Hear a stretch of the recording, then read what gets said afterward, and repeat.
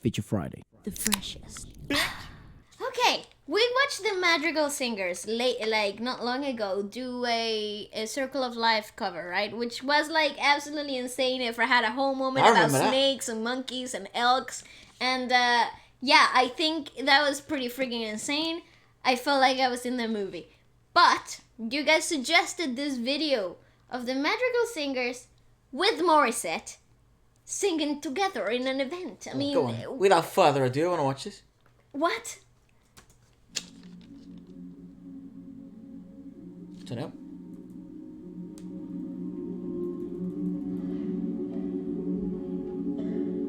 This is actually what heaven sounds like.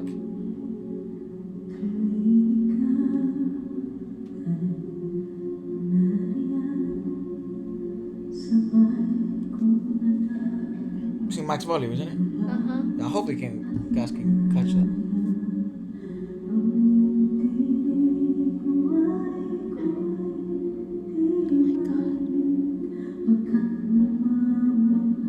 I mean, I recommend everyone puts headphones on, so listens to the original.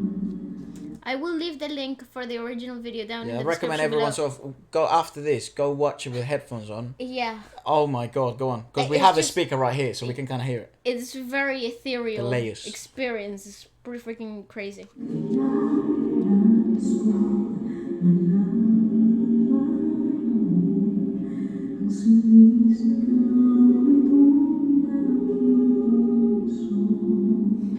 This is what heaven sounds like.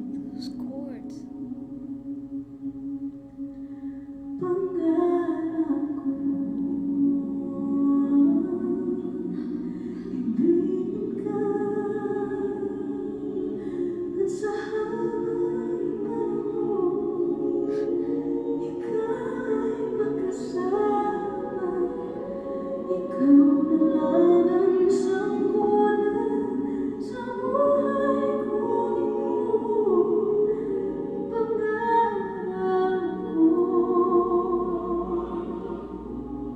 Fucking hell.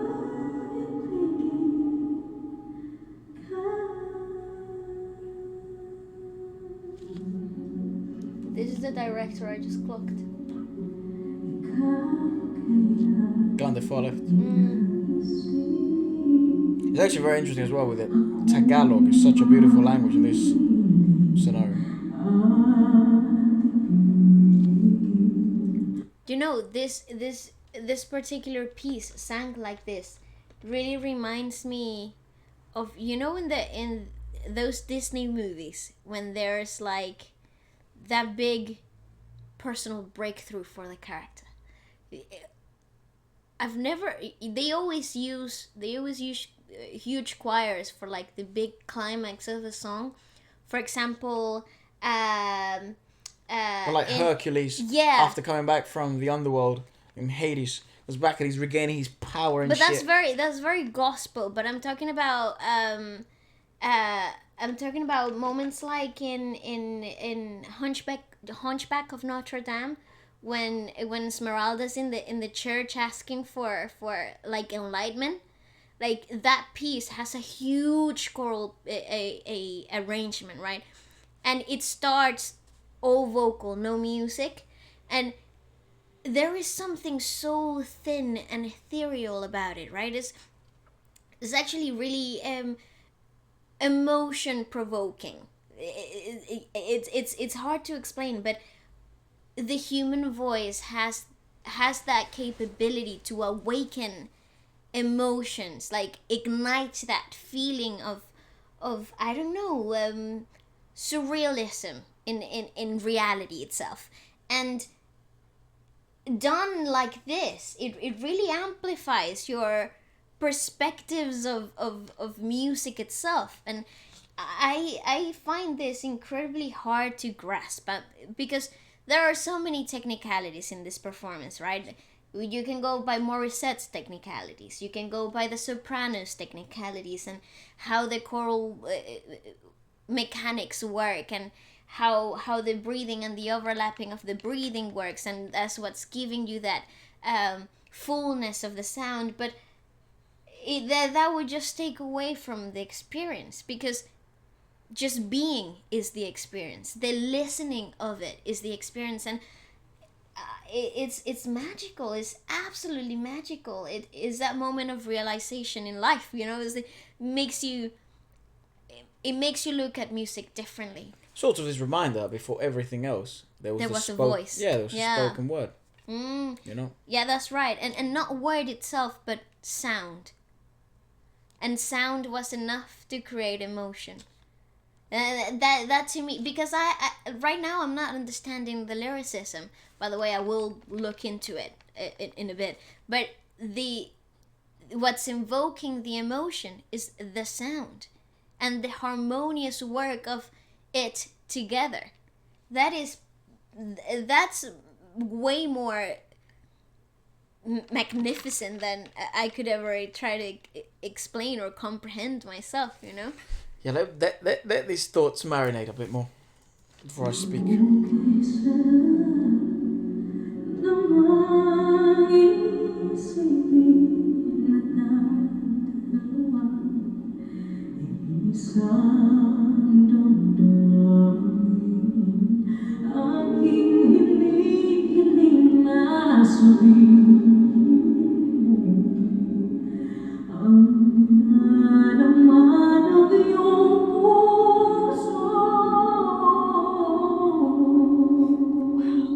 Certainly beyond physical. The chords they're managing to do, but there's no instruments. They're so difficult. Listen to that.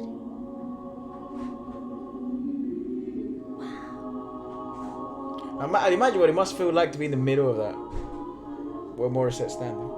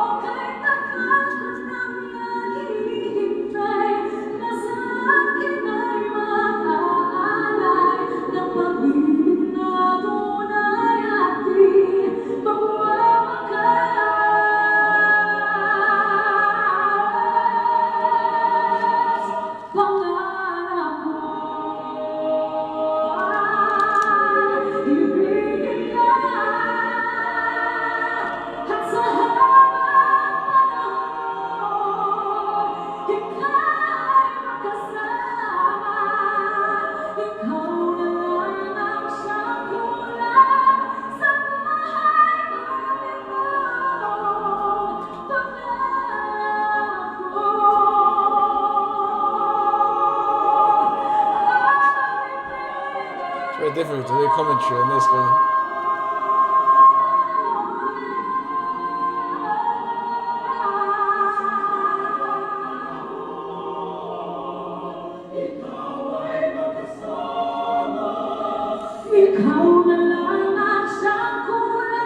There's nothing to say.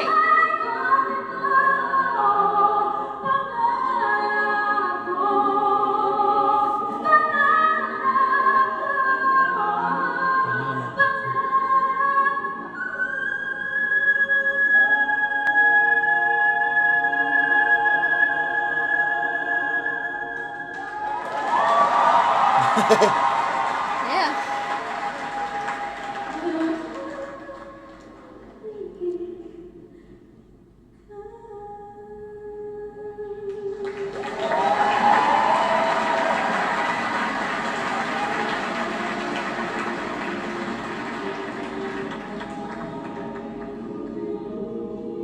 Listen to that. So they're an organ.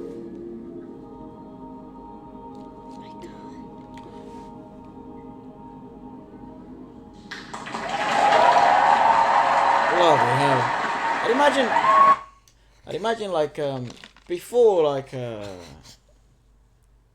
don't even know. That was so mind bending. But yeah, it's very difficult to do commentary on video like that because I think not only does it speak for his own, but it's I don't know where to add thoughts because it's a continuum, isn't it? It's very difficult. It's full and continuum, continuous. It has that I find these are probably the most difficult videos to commentate and sort of review and break down, because I don't know. I mean, it's just so many layers. I mean, what is it? 2, 4, 6, 8, 10, 12, 14, 16, 18, 20, 21 singers, plus Morissette, 22. I might be scanned, so say 23. And that each person is providing different. Essentially, it's a different asset to a final construction. Mm-hmm. So it's very hard to kind of highlight the importance of everyone. So it's easier to look at them as a unity, but to some extent, when you look at them as a unity, you may not be able to comprehend fully the extent that the importance that each person is for such unity. So I find them the most difficult videos, apart from the comedy and all that stuff, sort of like the funny bits of it, like silly bits that, but it's very difficult to sort of break down this type of videos, because there is so much, and it actually gets to the point where it's so much that it's like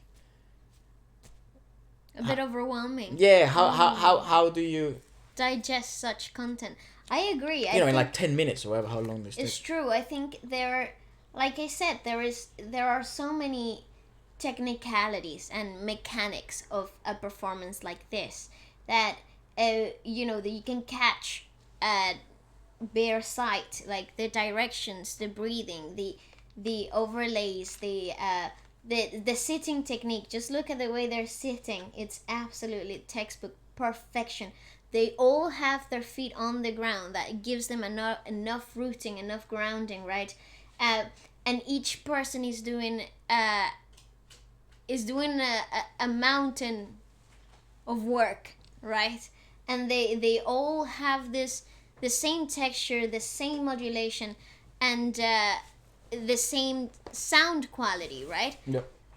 That already on its own, it's a tough task to master. But then you also overlay it with the fact that they're the accompaniment. They're the backbone of the song. They are the song.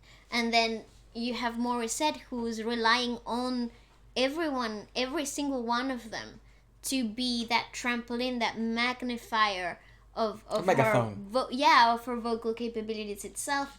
I find that terribly difficult, not only as a soloist, but as a choral member too.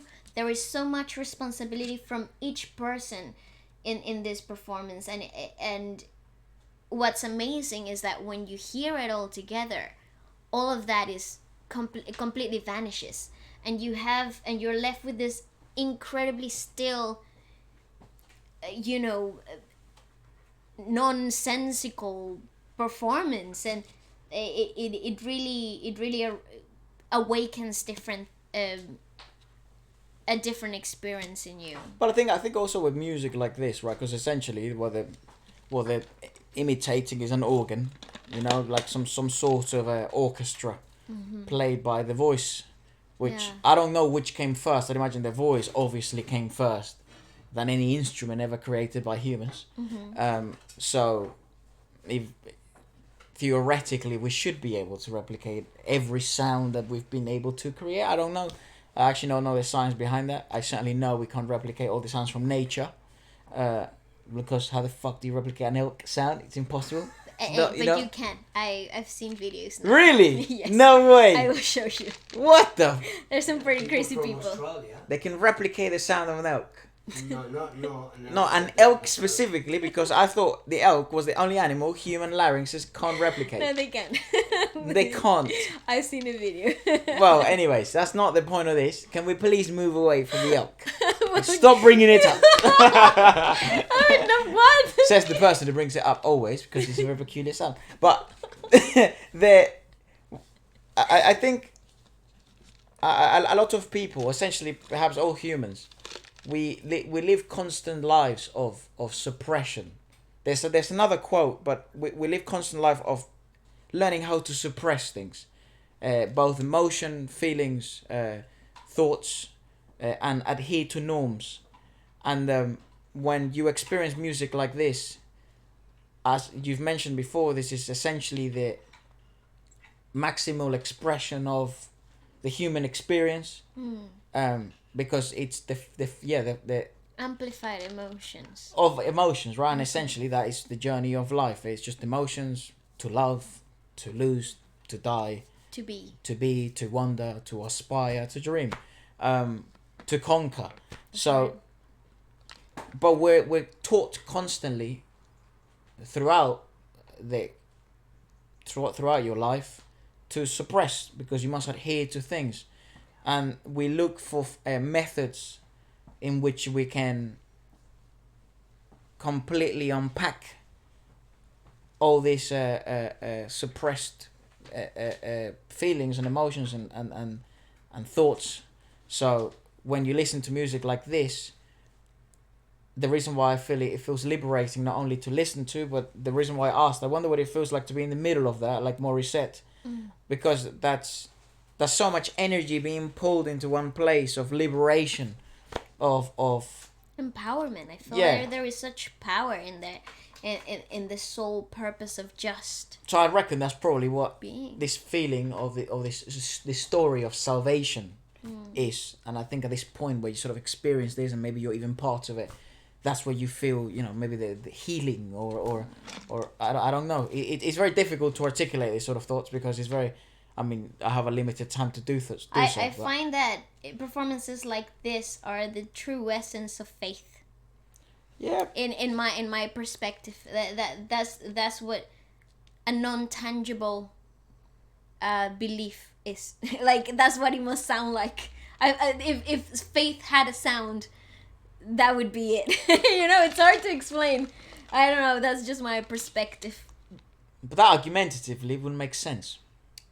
Because faith, essentially, the definition of faith is a non-tangible. A non-tangible belief or without any logical proof. So it's a strong belief without any logical proof. Okay. There's the proof. You've proof. Proofed. Yeah, it's proven. You felt it. You saw it. You created it. That's true. So I don't know if that would even make sense. I have no idea. In my head, it does. If faith had a sound, that would be it. Sure. Let us know what you think about this whole conversation and what this. That's what we thought about it, and maybe you're way smarter than I am, which I wouldn't. I'd put my bet on you. And do add your thoughts in the comments. Yep.